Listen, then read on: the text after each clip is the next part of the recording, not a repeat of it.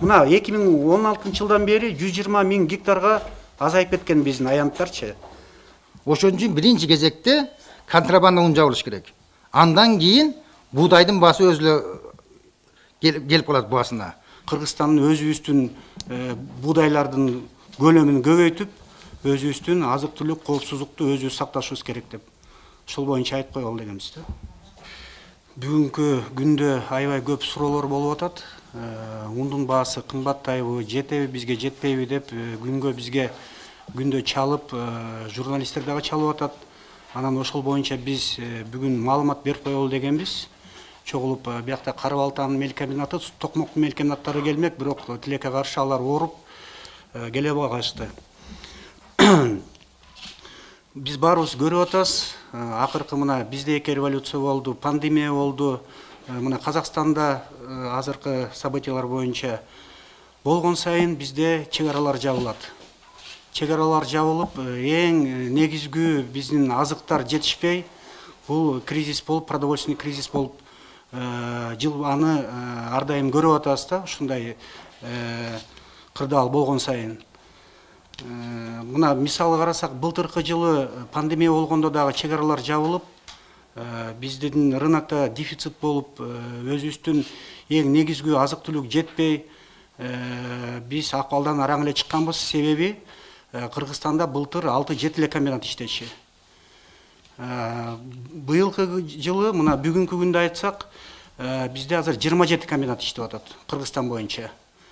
Биз дагы 20 комбинатты иштеттик да. Мунун себеби 2021 жылдын август айында кабинет министров тегирменчилерге буудайды импорт кылганда нулевой ставка кылып берген.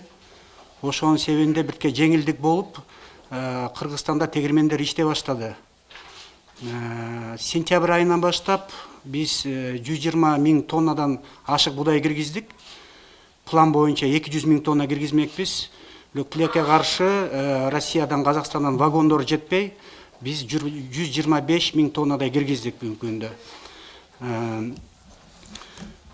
Андан тышкары иш орундарын толуктадык. Андан тышкары биз азыр тоюттарды дагы көбөйтүп баштадык.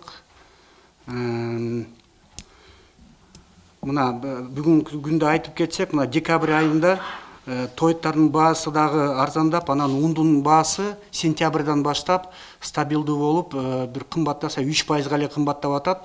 Анын себеби биз буудайды 90%дан өйдө сырттан алып келип атабыз. Бизде өзүбүздө Кыргызстанда тилекке каршы 16 жылдан бери буудайдын көлөмү азайган. Анын себеби эмне болгон? Анын себеби кыргызстандык тегирмендиктердин баары токтоп калган. 16 жылдан бери бизге азык түлүктөр көбүнчө көмүскө жолу менен келген. Аткестик жолу менен деп айткандай.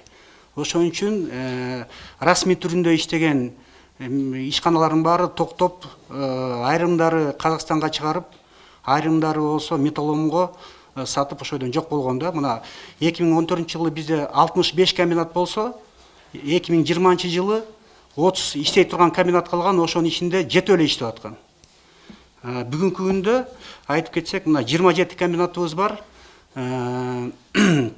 Бизде азыр өзүбүздүн запастарда унубуз дагы бар, буудай дагы бар. Ошон үчүн мындай толкунданууга негиз жок деп ойлойбуз.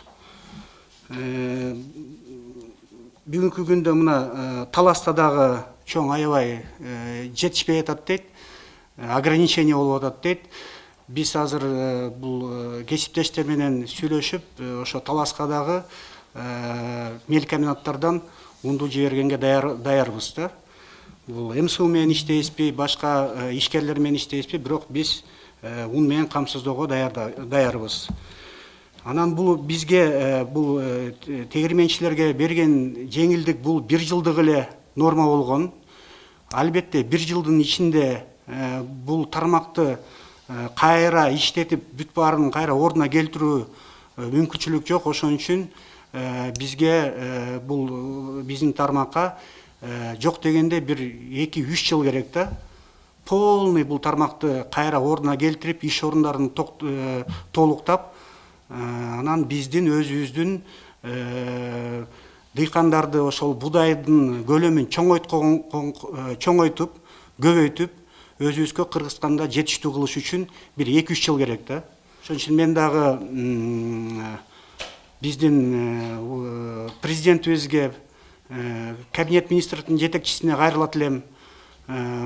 Жалаң эле ун тармагын эмес, бул кайра иштетүү тармагын баарын көтөрүшүбүз керек да. Анткени биз көрүп атабыз, бүгүнкү күндө мына чек ара жабылган сайын ушундай маселе чыгат да. Бизге азык-түлүк жетишпейт. Анан эң негизги бул ун да. Ун жетишпей калат. Мына кандай сыртта болобу, ичте болобу, бизде болгон сайын Казакстан чек араны жаап коет.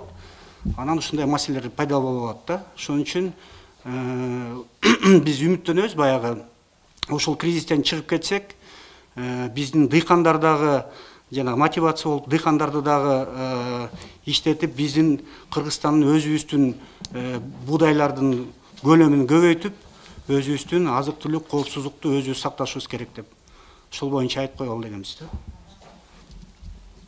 Так, баалар боюнча бүгүнкү күндө декабрь айынга салмаштыруу бизде баа жогорулган жок комбинаттардын ичинде, бирок айрым аймактарда ошондой спекулятивный деп айтсак болот, бул орточулар алып элге баягы ун кымбаттайт деп жалган маалыматты берип колдонуп атат деп айтсак болот да. Комбинаттардын өздөрүндө, өндүрүшчүлөрдүн өздөрүндө баалар бүгүнкү күндө көтөрүлгөн жок. Мына айтсак, сентябрь айынан баштап 3-4% эле көтөрүлдү баасы, ундун баасы. Анан биздин келишим бар, кабинет министров менен, Министерство экономики, Министерство сельского хозяйства, антимонопольный орган менен биздин ортобузда келишим бар. Будайдын баасы мынча болсо, ундун баасы мынча пайыздан өйдө көтөрүлбөш керек деген. Мукамолдор өзүнүн пайдасын 10%-дан өйдө көрбөйсүңөр деп ушундай келишим бар. Ошол келишимдин ичинде биз ишти азыр жүргүзүп атабыз. Ундун көтөрүлүшүнө бул бир эле негиз бар да. Бул будайдын кымбат болуп калса биринчиден, экинчиден будай келбей калса, мисалы бул жака келбей калса, анда албетте биз импорттолгон ундарга өтөбүз. Ал болсо баасы кайсы баада болсо дагы ошол баага алганга мажбур болобуз да. Алдык эле базар экономикасына өтүп кетип, бүт качествого иштеп калышты. Биздин будайлардын качествосу Казакстандын будайларынын качествосуна жетпей атат. Себеби бизде мамлекет тарабынан же өкмөт тарабынан мындай урукка же болбосо будайдын качествосуна көңүл буруу аз. Бүт жерлер частый өтүп кеткен. Алар болгон будайды себеп болгон будайды алып келет. Будайды бизге алып келсе, биз ун чыгарабыз, унун качествосу будайга жараша болот.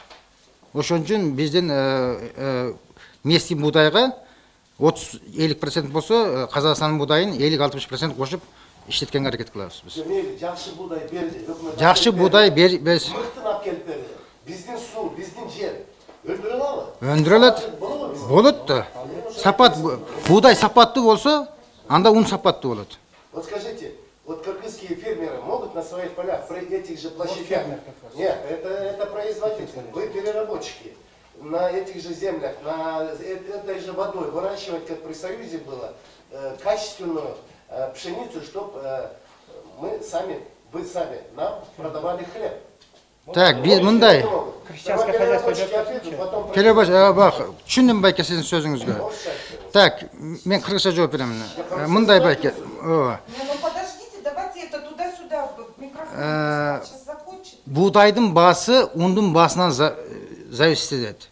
Эгер контрабанда ун кирип 20 сомдон сатылып атса, биз будайды 18 сомдон ала албайбыз. Ошон үчүн биринчи кезекте контрабанда ун жабылыш керек. Андан кийин будайдын баасы өзү келип калат баасына. Биз 18 сомдон будай алып алып, унду 24 сом сатсак, Казакстандан кирип аткан ништонный ундар 20 сомдон сатылып алса, биз тегирмендер токтоп калабыз.